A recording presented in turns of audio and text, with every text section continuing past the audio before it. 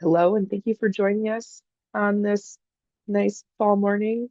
Hope everyone has coffee, tea, whatever your beverage of choice is here for this chilly morning. My name is Carly Rice. I'm the sustainability coordinator here on campus. And if you're new to the Sustainability Coffee Chats program, this is something we run monthly during the spring and fall semesters. Just get folks together casually to talk different topics relating to sustainability and climate. So this month, we are discussing electrifying our on-campus fleet as a big part of our new climate action plan. So you'll hear from three really wonderful speakers on that topic. And I will go ahead and introduce them now. So from Fleet Services, we have Melina and Rob. They will be able to tell you all about this topic. They're obviously very, very deep in this electrification transition process. And Coby from my office, from the Office of Sustainability, has been very deeply involved in this process as well. Um, doesn't matter to me what order we go in.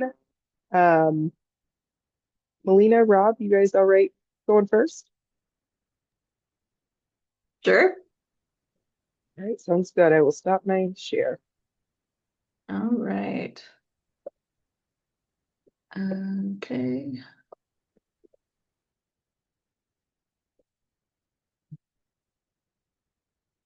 Does that look good? You see my first slide Yes, there? looks great. Good. Okay, so yeah, like Carly mentioned, my name is Melina Helgeson. I am with Fleet Services. I am the assistant director over here. And also speaking with me is Rob Spector. He is our shop fleet manager who handles our acquisition and disposal and just managing the shop overall at Fleet. So we will tell you about what we've been doing. So you may or may not know, but we have about 900 vehicles across the state. Not here on the not only here on the Twin Cities campus, but also all the system campuses and remote research sites, outreach centers, all of the above. So we are key in supporting the climate action plan. And so with that, we have two goals that we are mainly aiming at here in support of the climate action plan. Goal one is to transition our internal combustion engine vehicles or ICE vehicles that run on just regular fuel to vehicles or alternative modes of transportation with zero tailpipe emissions. Our second goal is to reduce the fuel and energy consumption of the fleet through reducing the overall vehicle miles traveled and also improving fuel efficiency. So, what are we doing to support these two goals? For the first goal of transitioning ICE vehicles to something that would emit zero tailpipe emissions, we're kind of approaching this with a two-pronged approach. The first is looking at our EV financial structures, because electric vehicles, in the past decade or two have not really been a thing. Unfortunately, we've only ever had a handful across the state of actual true electric vehicles. So how do we support this migration if we were to adopt the whole fleet in? So what we need to do is take a look at and develop financial structures for departments to actually adopt these EVs. If you're going to have an electric vehicle, you're going to need a charging port, whether that be your own a department's personal port or maybe a hub. And then we have to look at off-campus locations too at these remote research sites. How is that all going to work? Where are the funds going to come from? How are we going to coordinate that? We're also looking at policy, right? Because not everyone's going to want to adopt into electric vehicles or even hybrids. So we need to work into policy and work into guidelines to put EVs first. Make that be the first choice. And if not an EV, a plug-in hybrid or a hybrid. And then as a last resort, that ICE vehicle. So looking closer at attacking the EV financial structures, what have we been doing? What are we trying to do? The first step that we took was to work through the processes with the tax office to get tax credits. Up until recently, we were able to receive a $7,500 tax credit for those electric vehicles or plug-in hybrids. And so with that, we are working that savings, that potential savings, into our lease rates in an effort to keep the price of electric vehicles and plug-in hybrids lower. The second step that we've taken is actually recently we conducted an analysis on all of our current lease rates per class. And this was for this most current year here to bring the EV and hybrid lease rates more in line with our ICE vehicle rates. Because in the past, they have been much, much more expensive by hundreds of dollars per month. And so we want to make the adoption of electric vehicles and hybrids a little bit more approachable, a little bit more palatable to these departments. And if it's going to make them go broke, who's going to do that? We want to work with the U. We want to be a partner to these departments. So we conducted an analysis and we have adjusted. We've made major adjustments, which I'll mention in a couple more slides. A third step is we partnered with this electric vehicle committee that is here on the Twin Cities campus. And what they have been put in place to do is to discuss and review charging location requests. In order to get a new vehicle, whether that's purchased or leased from us, a department has to submit a vehicle form requesting the type of vehicle they want, whether it's going to be hybrid or EV or ICE vehicle. And if it's going to be a plug-in hybrid or electric vehicle, they are going to be requesting a charging port. So the EV committee reviews that request to decide whether that department, depending on the location and the usage of the vehicle, whether they get their own charging device right there where they request, or should it be moved more towards a charging hub, because that's what we're working towards to be more practical. Some roadblocks that we, foresee with moving to EVs is, of course, currently the limited charging infrastructure that we have right now, but we are hoping to work through that as the years go on. Taking a look at the second portion of this first goal, EV first policy, the steps we've taken to support this goal. Like I mentioned, we have totally revamped our new vehicle request form, which is required for a department to purchase or lease a new vehicle. We updated it with including information or language from the Climate Action Plan requiring a department, if they're going to request, let's say, a sedan, if there is an electric vehicle sedan available or a plug-in hybrid available, we will be speccing that out for them first. And if they want to go with an ICE vehicle, they need to submit a justification for exception. And then that is up to fleet whether to approve that or not. The second step that we've taken with that is, like I mentioned, we conducted that lease rate analysis. And so with that, we have maintained the lease rates of our hybrids and electric vehicles. We've kept them flat. We have not increased them year over year in an effort to catch ICE vehicle rates up closer to those more expensive hybrid rates. And so you can see I mentioned there that our ICE vehicle rates, some of them have increased just the standard 2 to 3%, and some have increased as much as 20%. And that is mainly to catch up with rising costs. Since COVID, vehicles have become much, much, much more expensive. And we have been subsidizing those costs over the past 5 years. Now we just got to actually catch up. So we've kept EVs and hybrids the same, but we have raised the ICE vehicle rates quite a bit. And when new electric vehicles come out in a new specialized class, rather than following our standard lease rate structure, we are treating them with a little bit less conservativeness because of the lack of historical data, and we are getting those rates as low as we can, again, to make them more approachable to departments that we want to adopt EVs or hybrids. For the future, we really would like to get this policy into the actual university policy library to apply this to all system campuses. So we will be beginning our comprehensive policy review next fall. And with that, we always invite stakeholders from all system campuses and research sites and different just segments of the U, right? Staff, faculty, students, and different users to give feedback. But that will be a point that we will be pushing, is to bring EVs first and put that actually in official policy. So looking at the second goal that I mentioned, which is reducing fuel and energy usage by reducing our miles traveled and improving fuel efficiency. We've done that two different ways, or really actionable one way. We are continuing to do this. We call it a fleet study, but really we're just forecasting our vehicles, what is due to be replaced. We want to keep our fleet new for safety reasons, right? Because newer vehicles have more safety features and we want to keep accidents to a minimum, our drivers safe. But also with that, newer vehicles automatically result generally in a higher miles per gallon realized rather than, looking at a 10 or 20-year-old vehicle. A newer one, a 2026 truck, is going to get much higher miles per gallon.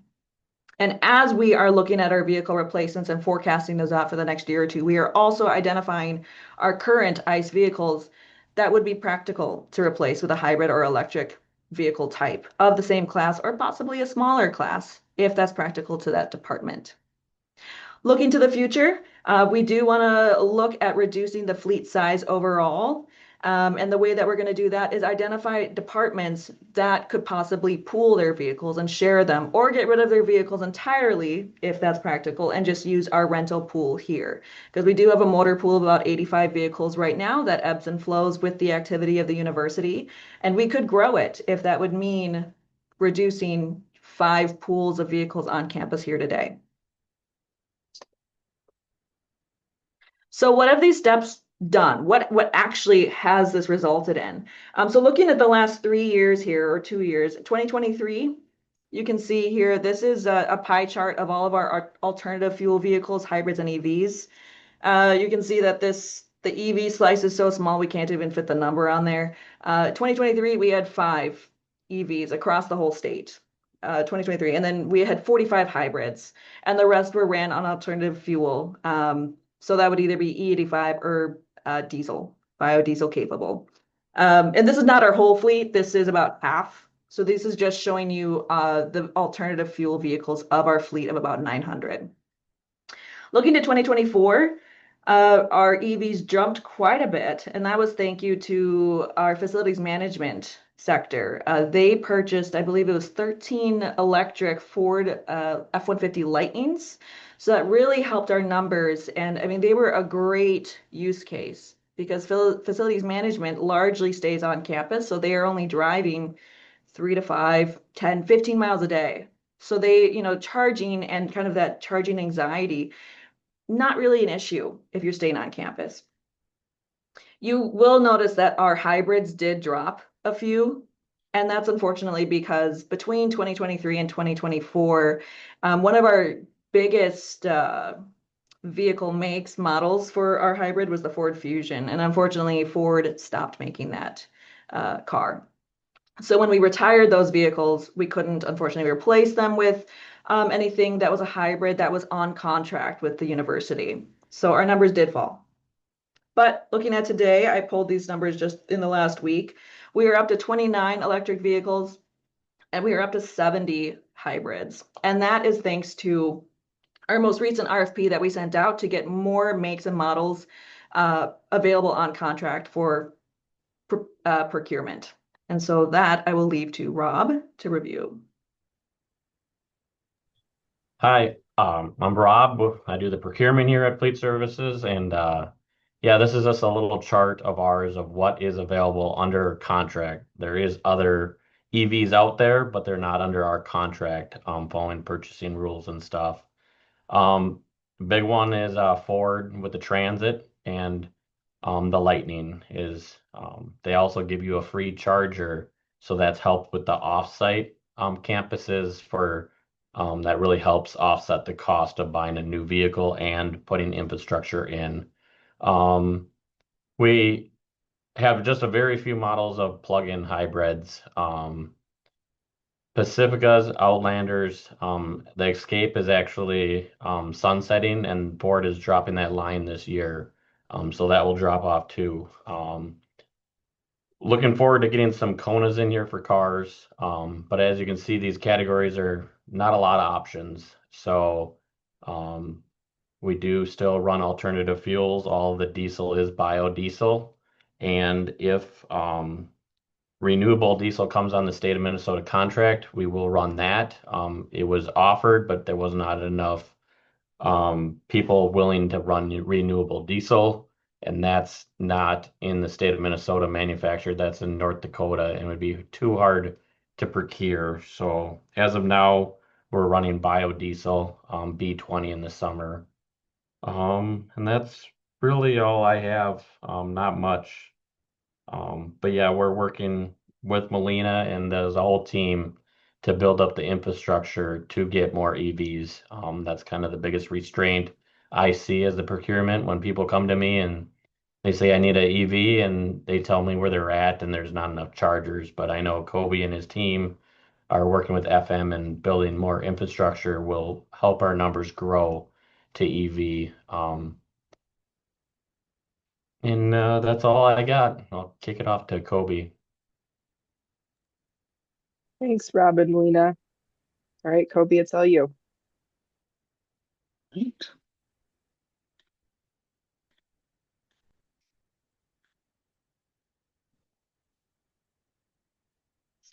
So I'm Coby again.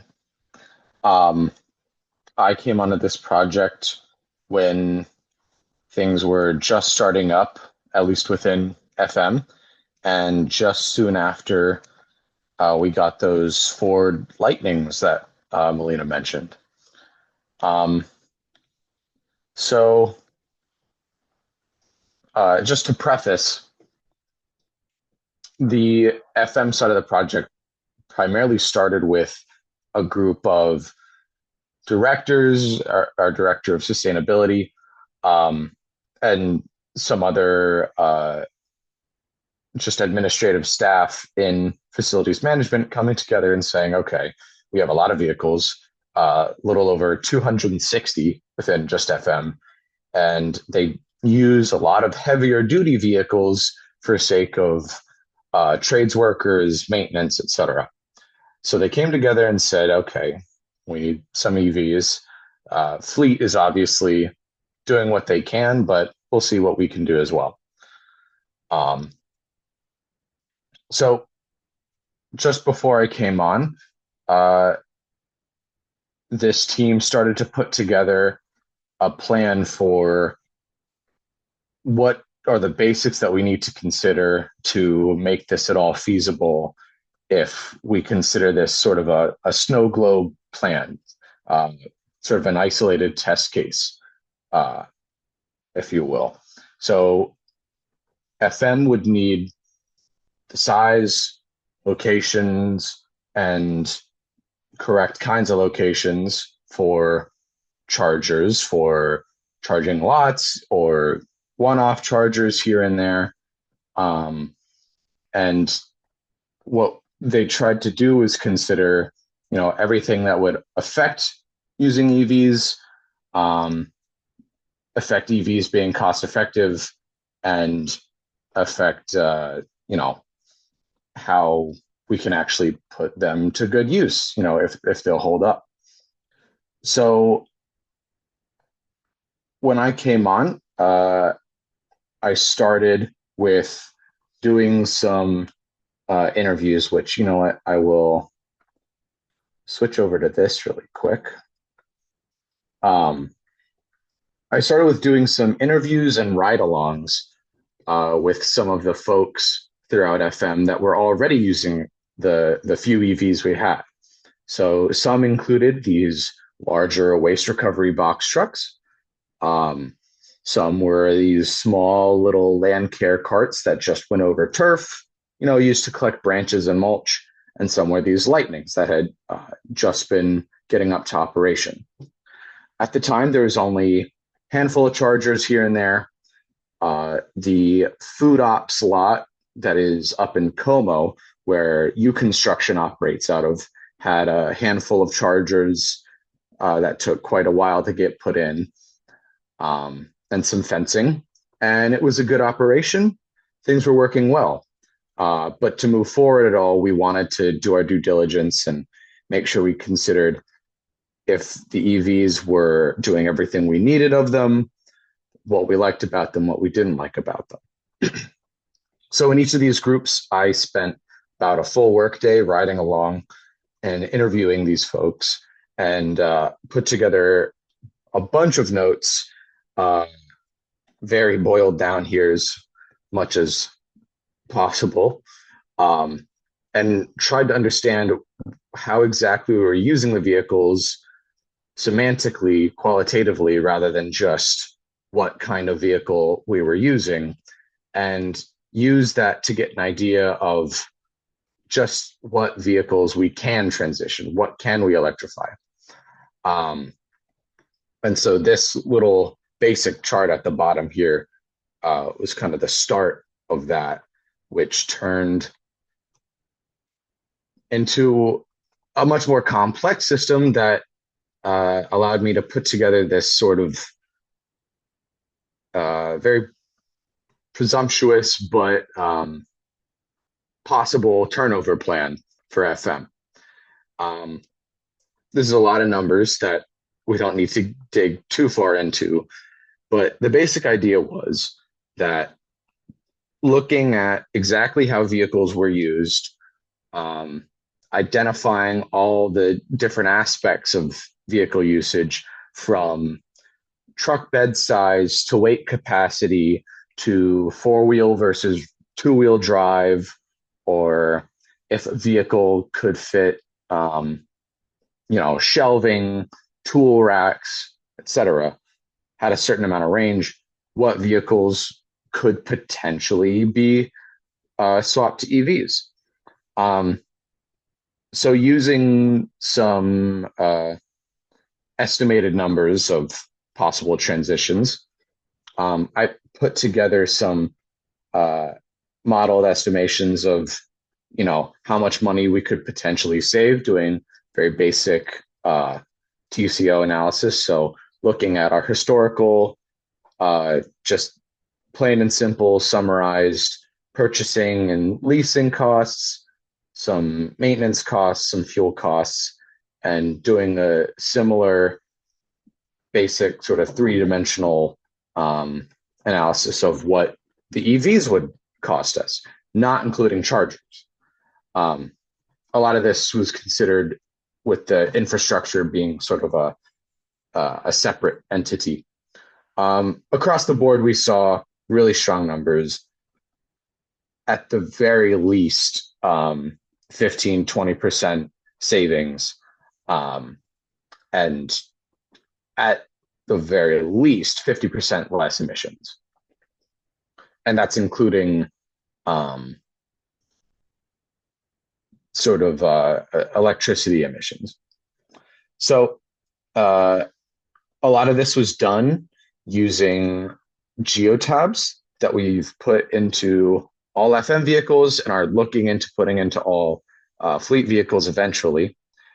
These are essentially just really basic trackers on each vehicle that looks at fuel usage, battery usage, mileage, precise locations, parking times, etc. There's been a lot of emphasis on this not being used for extreme oversight on employees, not being Big Brother, not recreating 1984, but instead helping us understand how we use our vehicles better, how to optimize how we use our vehicles.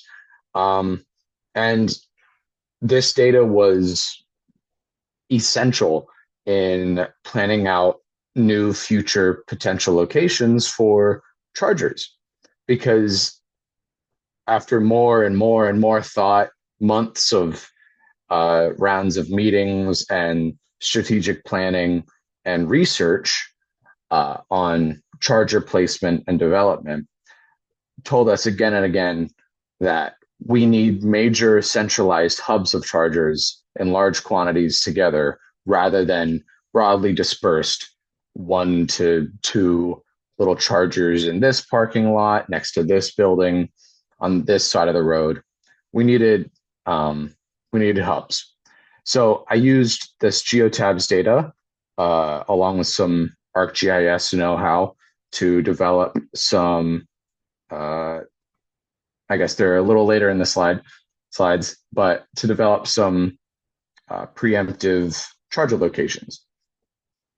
This is a basic summary of how much FM has spent on fleet vehicles between, as you can see, maintenance, fuel, leasing, ownership.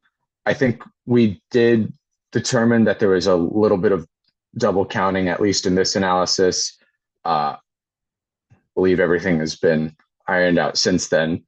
I apologize, this slide deck is a tiny bit old from our summary back in the spring.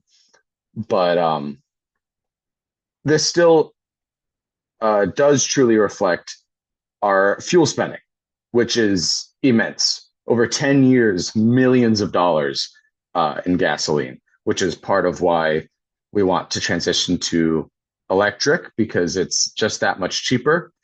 You invest in chargers being put in the ground, but then everything is on the same grid. Fuel is just part of the grid. And the more we invest in technology for electricity generation, like the solar vehicle project going on, the more that becomes extra worthwhile and extra savings. So thinking about usability, one of the biggest drawbacks and one of the biggest sources of fear for those, especially in FM, especially trades workers with heavy loads in their vehicles, was range, particularly with extreme cold. EVs have really taken their time making it up north to Minnesota, as opposed to places like California and Florida, because the batteries experience some heavy losses in range and capacity in extreme cold. This is a known trend that's been all over the internet for quite a while now. However, we wanted to investigate how well that was actually reflected. And considering we had multiple different types of EVs of varying weight ratings on our campus, we decided to do our own analysis. So using geotabs and using battery usage data alongside some fine-grained weather data, doing some pretty intense analysis, lots and lots of numbers. I put together a comparison of what an industry standard would say a vehicle's range is at given temperatures, as opposed to what kind of range we were getting on campus in actuality month to month. So as you can see, obviously, when industry standards online talk about 30% decrease in somewhat cold temperatures, you can see some of that similar reduction. Geotabs themselves, the actual company, did their own analysis similar to this, finding vaguely a predictive model for how range can shift based off of this.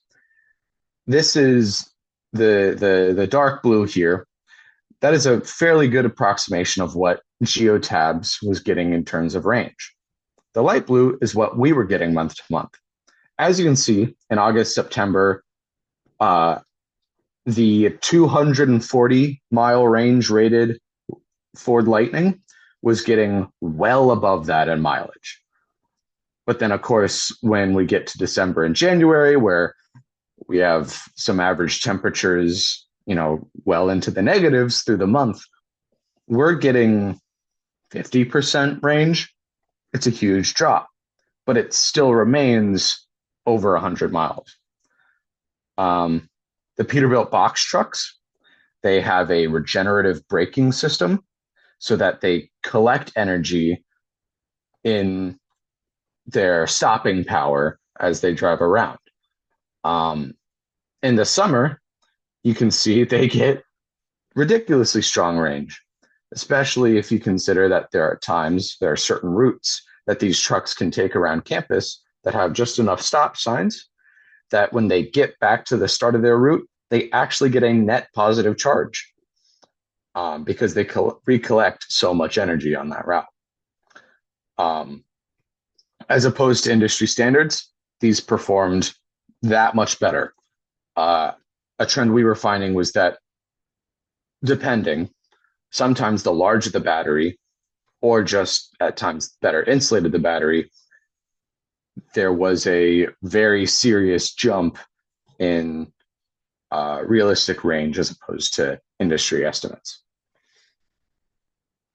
Another thing of note is that a slightly older Chevy Bolt in our fleet that was from, I think, 2017, older technology, older battery, older temperature ratings, much worse range performance, much heavier drops as opposed to industry standards, still getting good range in the summer, but that much more affected by the cold, which I thought was a very hopeful sign that as time progresses and as this technology progresses, everything will become that much more feasible. So this is one final graph to just sort of represent the relationship between range and temperature. As you can see, as the lows of temperatures really drop into the deep negatives, so do the ranges. But one major lesson that we took from all of this was that no matter how cold it gets, even if we got into negative 30s on some nights, these EVs, while getting huge range cuts, are still maintaining 100-something mile ranges. And if we consider that, for the most part, any EVs on our campus are going to have consistent, regular, frequent chances to plug in and charge overnight. If we are strategic about these cycles, then we can ensure there's always a minimum usable range that will always allow the vehicle to be in use and applicable to whoever needs them. Part of this study was also just doing some direct comparisons between ICE vehicles, a EV equivalent, and then an EV downsize, more or less. As you can see, the F-150 internal combustion engine versus the electric F-150 had somewhat similar price, maybe a little bit more expensive, though keep in mind, of course, you're saving costs with fuel. And then a huge cut, 1/6 of the, around 1/6 of the emissions, considering electricity usage, efficiency, etc.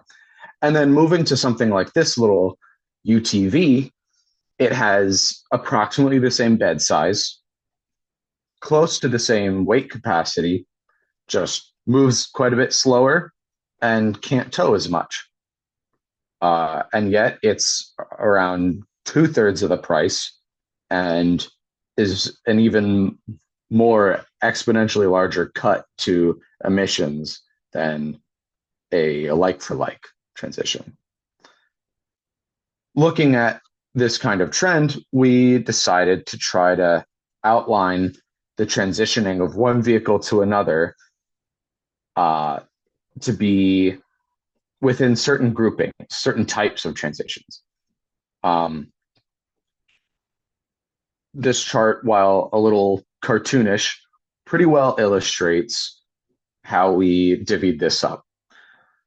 Obviously, there is need for, some vehicles will just need an exact equivalent. Some people don't have wiggle room.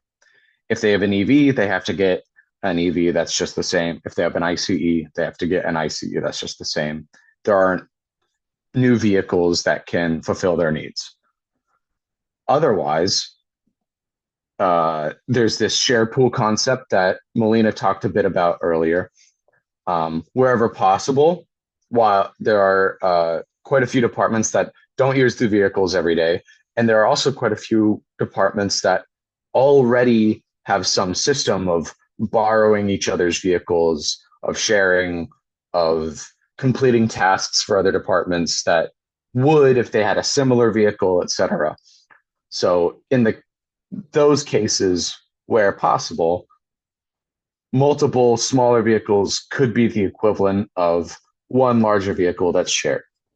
This is still being strategized around. This is still being figured out, as there's quite a bit of complexity to it. Quite a few people that have very different, overlapping but not jobs, etc. In terms of downsizing, however, it's pretty easy to find situations where people are actively using a diesel or gas engine vehicle that has some granted weight capacity, some given max speed, say in the 80s or hundreds of miles an hour, that they only use for 25-mile-an-hour city driving, and they only tote around either a couple of people or some signs in the back, etc. In these cases, these people can be given an EV, and a really small one at that. Right now, we're in the process of giving our health sciences department a club car UTV. It's fully electric. It can just plug into a wall outlet, and yet it has over 1,000 pounds of weight capacity, a full-size truck bed. And while it only goes 25 miles an hour, they only ever drive it on up to 35-mile-an-hour roads, and it's completely street legal that way. So it was kind of the perfect vehicle for them, and it replaced a gas engine. Similarly, if someone already has an EV or has a small car and can go even smaller, we have things like the civilized cycles, which are these little electric trikes. They can be driven purely with a throttle. You technically don't even have to pedal. And they have a big van box on the back of them on a trailer that can withstand a few hundred pounds and nearly 100 cubic feet of volume. And then finally, of course, wherever possible, we're looking for opportunities to just eliminate vehicles or put departments into a share pool if they rarely use their vehicle, if it's just a waste of space, waste of energy, waste of gas, etc. A big part of getting these vehicles to these people, though, is the purchasing process. As Melina has already talked about a bit, we're trying to put a university-wide purchasing process in place where anyone buys a vehicle, they have to explain why they can't have an EV or why they want an EV, and then look at charging feasibility, etc. This is a big chart outlining exactly how this might work, done by Ashley Sushamel in project planning. A lot of this is in place essentially to just make sure, is this the right kind of vehicle? Do you have the capacity for it? Can we get you the capacity for it? Something to go along with this to help inform people, as we kept finding that more and more people would like an EV but don't actually know that much about EVs or how they would work for them. We started putting together a dinner menu of sorts. This is currently being updated right now after we've made a few additions and crossed off a couple vehicles. But of course, one of the first and foremost vehicles was the Ford Lightning.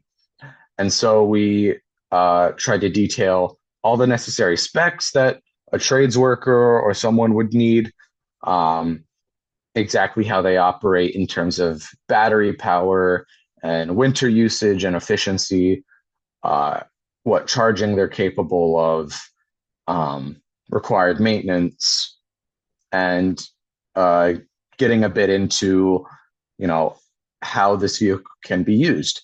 After we analyze, what is it capable of that we could make use of that other vehicles that we like are capable of, where can this fit in? Similarly, this was done with the larger box truck, as well as other Fords, UTVs, like the small little cart I mentioned earlier, getting a bit extra into, how these can plug into a wall socket. They'll take longer to charge, but they're more efficient. They have a somewhat impressive effective range, but of course they're not as well insulated. So, there's a little bit added overhead in terms of, can you keep it inside? Can you cover it? That's going to help every little bit. And then, of course, this semi-trike, which, while not applicable to everyone, those who can use it, it's pretty fantastic and incredible. Though, of course, less winter friendly. In terms of charging all of these were some preliminary, besides the food ops option there, these were some preliminary charger hub locations, that some of which are still in consideration. The food up slot in Como, where all of you construction parks, where we have all those lightnings, that is currently underway with a even further build out. They started with 8 chargers and 12 trucks, and now there's 16 more chargers being added, with even more additions planned on in the future.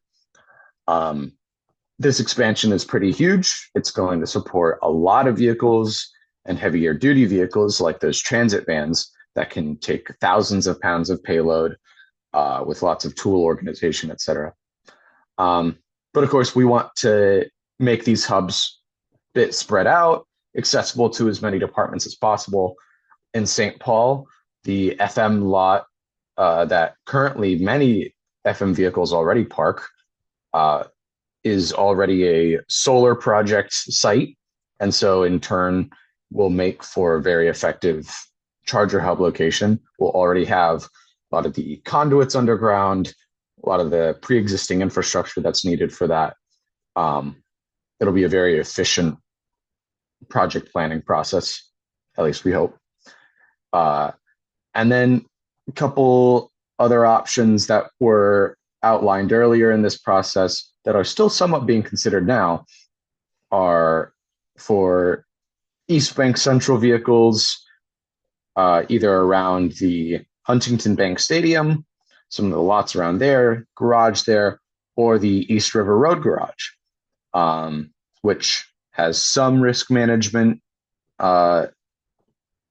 questions in the air that we're working on addressing, working on figuring out, but realistically could be very optimal with its many nooks and crannies to fit in some isolated FM charging and parking. This is a ArcGIS map that I put together to sort of highlight. You can see all of these little yellow dots. These are all representations of even more dots showing where FM vehicles were parked overnight for 8+ hours at a time. We have a lot of vehicles. They can be very widely distributed, or sometimes less so, or in centralized parking locations.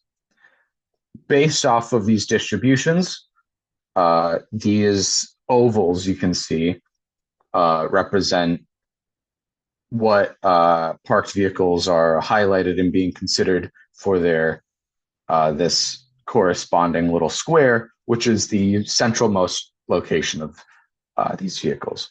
So of course, as you can see, there's a green one that for the entire Twin Cities campus aligned with perfectly with the food ops facility, red one aligned with lots next to the stadium, and this blue one aligned with the East River Road garage. This is part of where these recommended hub locations came into play. And here's St. Paul with a very similar scenario. So in summary, we have a very good, strong starting point for this project, and we're trying to move forward with some very necessary next considerations, especially digging into data. One big issue we had through this process was actually finding all FM vehicle data, because we have a lot of vehicles and a lot of spreadsheets tucked away in weird places. But this has pretty much been completely ironed out now. We're we're getting a bit better at centralizing this data and working on, checking time, working on getting that all together and sorted. And for the future, being able to access it more easily. But outside of this, thinking more about hub locations, we're working closely with PTS and all the smaller districts to figure out what's best for everyone, what's best for muster locations, et cetera. And then thinking more about UTVs, more strategic branding, and just right sizing everything we can, essentially. I'm going to tie it up there because I realize I've been talking for a bit too long. Thank you. Thank you, Coby. That was thorough and informative. Big thank you to each of our speakers. We do have just over 10 minutes for questions. I see some in the chat. I see, Joe, you've had your hand up for a minute. Do you have a question? Yeah, Coby, you said something about when you're talking about the Peterbilt trucks, they charged more than they spent or something like that because of all the stop signs. Could you expand on that or clarify that?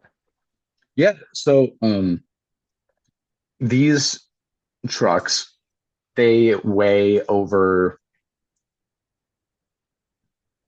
26,000 pounds, or I think that's their gross weight rating. They're very, very heavy, and they have a regenerative braking system that when the truck is either using its brakes or just you can have it so it's automatically always slowing itself down a little bit, the resistance and friction generated when slowing the wheels is translated back to energy going straight into the battery. And so there are some routes going around campus when collecting waste that are low enough speeds and so much stop and going that the drivers would only use the gas so much and be automatically braking so much that the electricity generated going along that route just via this regenerative system would actually result in a net positive electrical charge in the battery when they started than when they got back to their Something seems off there. That doesn't seem possible. You're always going to have some losses. I was pretty surprised too. This is just reading directly off of the electrical systems in the truck. There's very strong chance that there are more losses unaccounted for. Are they hybrid or are they fully electric? They're fully electric. But yeah, I personally would love to get more into the tech of what's going on there and how that's possible. But obviously there's always loss, basic rules of conservation of energy and all that. Yeah. I had another question. I was wondering how much of a barrier is existing infrastructure, or how expensive is that to upgrade as we decide where to put these chargers? So it's kind of it's the largest barrier, so to say, in that it's a necessity for a lot of vehicles, for a lot of departments. Although there are more and more plug-in hybrids, as well as these UTV carts that can just be plugged into wall outlets, very cheap, very low amounts of electricity used that way. As far as real charging hubs, though, they are proving to be, fairly expensive. While the chargers themselves aren't all that expensive in and of themselves, they're, few hundred, few thousand a pop. The underground infrastructure and construction of these hubs is many more hundreds of thousands of dollars worth, but is being backed by um, more central parts of FM. And we are currently working on a model to appropriately amortize the costs through the charging in a way that makes this worthwhile and essentially makes for savings for everybody. But that's something we're working on now, is how to Yeah, balance that. I wonder if we could, if we're sizing these, so like, right, like all the FM guys, they leave work at 2:30. They get in super early, they leave early, and they all plug in their cars, right, with their end of their shift. And so you're plugging in 20 cars all at the same time at 2:30, which is the dirtiest power that time of day and the most expensive power. And you have to size your system for 20 cars all being hitting the chargers at the same time. If we could, I don't know if we're already doing this or not, but if we staggered those, like we program the chargers so that they don't turn on until 9 p.m. and then they stagger. So, one turns on at 9, one turns on at 9:30, yada, yada. We might need a much less infrastructure costs, and we'd be able to do it with cleaner power and cheaper Yeah, power. we are actually we've just started doing this. We've already programmed our chargers currently at the food ops location. They all the only there are 6 of the 8 chargers. There are 2 that are kept full day in case someone desperately needs some mileage as kind of backup. But the 6 chargers, the other 6 that are really the primarily being used ones, they are programmed to not turn on, not have any power until 8 p.m. and they run 8 p.m. to 8 a.m.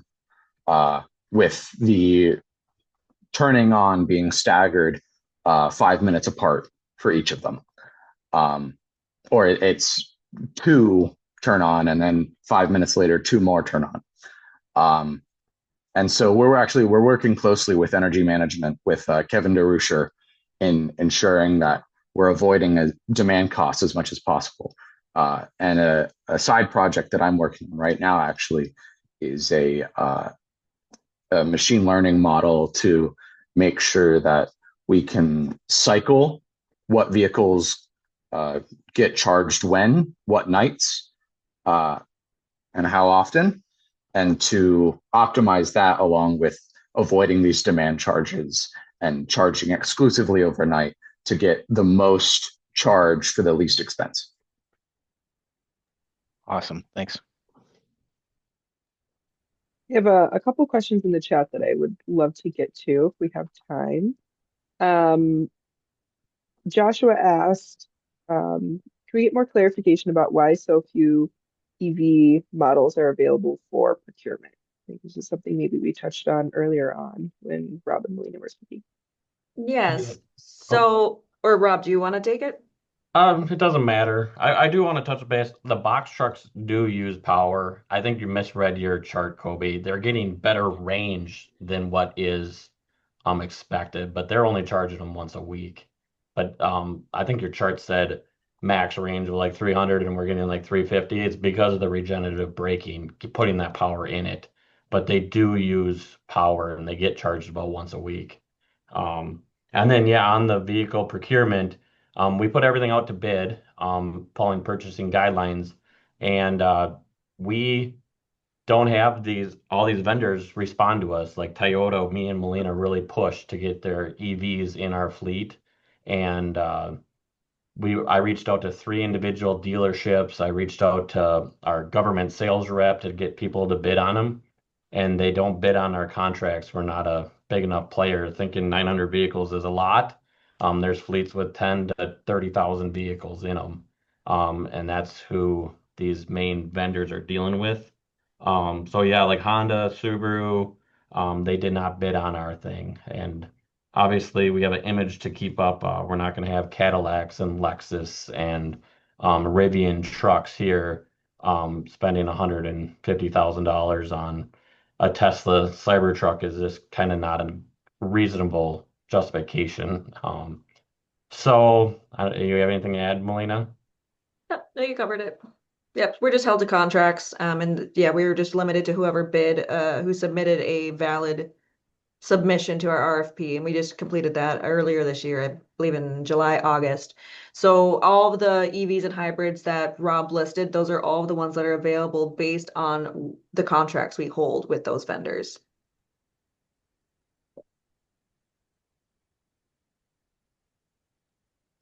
I think we can get to one more question. Cassidy asked, for the hub location model, it will require a big shift in habits of people who are used to walking just a few meters to their vehicle. How do you plan on addressing that piece of it? Also wondering how keys will be managed for sharing vehicles in the hub lots. In terms of walking back and forth, that sort of labor time, um, that's actually something that we are hugely working on right now.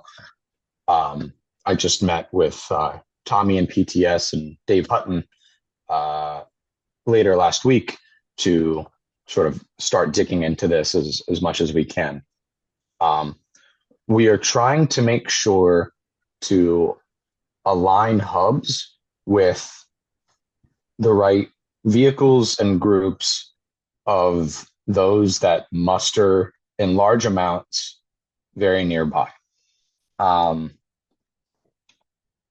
As well as looking to, if we're trying to put a hub in a place where it's great for a hub, but not a lot of people park there right now, then is it nearby somewhere that people could very conveniently muster, etc. One location we're looking at right now, this is a little, in the weeds, but is a lot by one of the mechanical engineering buildings. I believe it's right around the Ackerman building.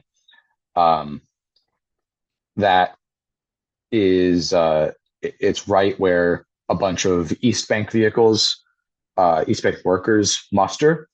There's a lot of team meetings. They start the day there.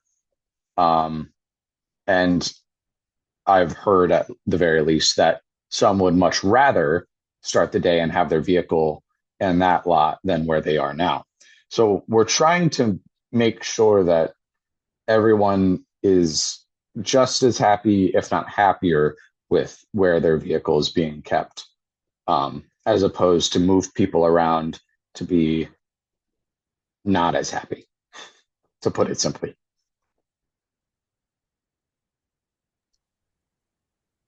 All right, great questions. I'm sorry we didn't get to all of them.